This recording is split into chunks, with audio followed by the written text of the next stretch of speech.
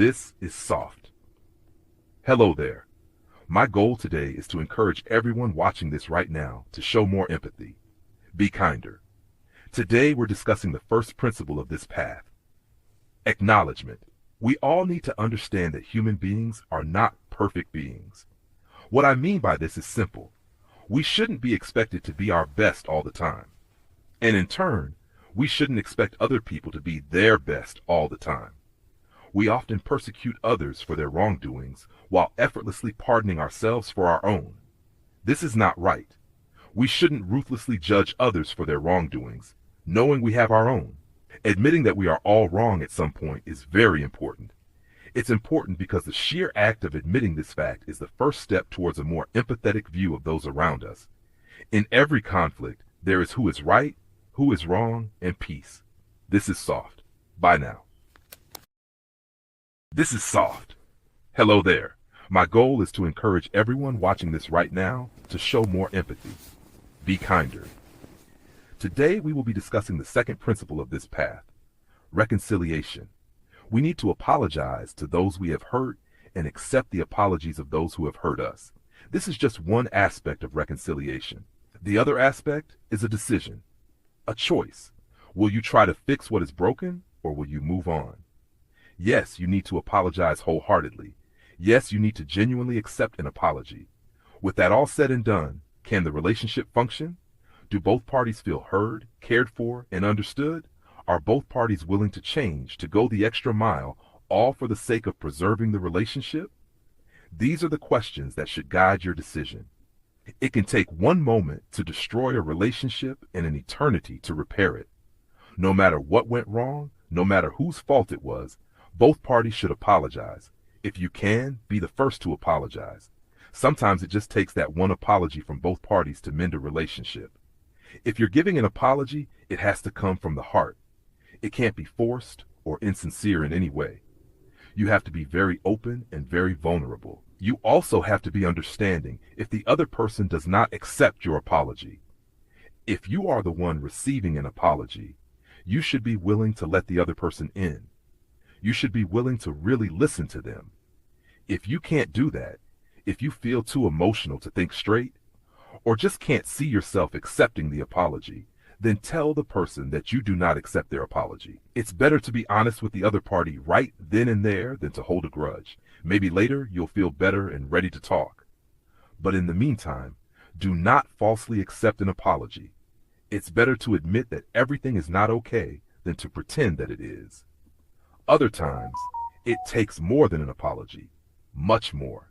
And that is something that will take a lot of time, effort, and vulnerability to do. Both parties need to be able to do what's necessary to save the relationship. This will cause a lot of discomfort, but it's worth it.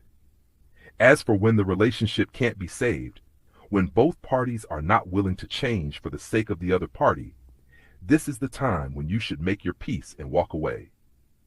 A dysfunctional relationship does more harm than no relationship. This doesn't make the other party a bad person or a villain. It just means that you cannot get along with each other.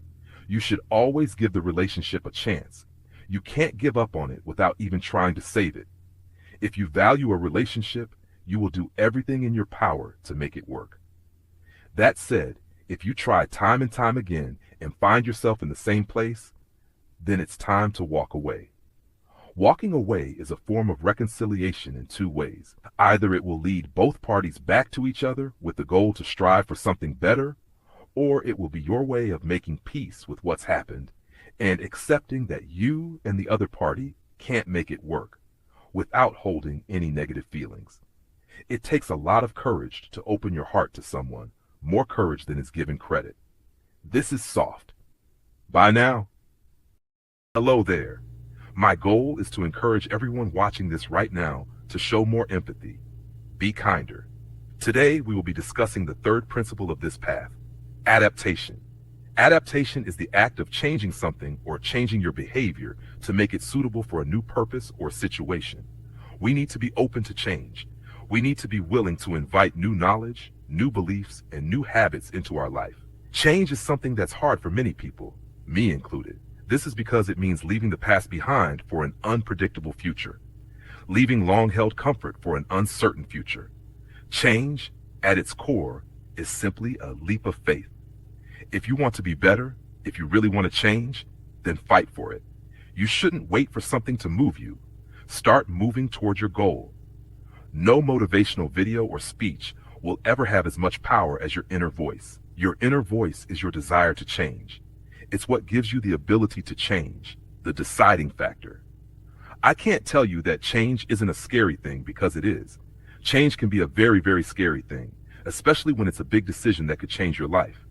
But that's just it. Change is a part of life. You can't and shouldn't avoid it. Even though it's pretty scary, sometimes there is just no other way. There are 3 steps to take before making a change. Step 1, envision your goal. Know what you want to gain from the change and find your why. Find the driving reason for you to change and try to understand as much as you can about why you want to achieve that goal. Step 2, make a plan. Calculate as much as you can. Make a pros and cons list, set deadlines, and outline your steps. Calculate as many details as you can. Step 3, calm down. Try to calm down as much as possible. Delay the change if it's really necessary, but do not procrastinate. I can't count how many times I fell into that hole. If you think delaying it could lead you to not doing it, then do it now. You need to be in the right state of mind to make logical, but more importantly, confident decisions. You are more confident in your decisions when you make them with a calm mind. And with confident decisions comes a confident standing. A confident standing that will be upheld even when faced with differing opinions and self-doubt. 2 quotes that inspire me in this area are, "Your dreams don't work unless you do." And if the plan doesn't work, change the plan, but never the goal.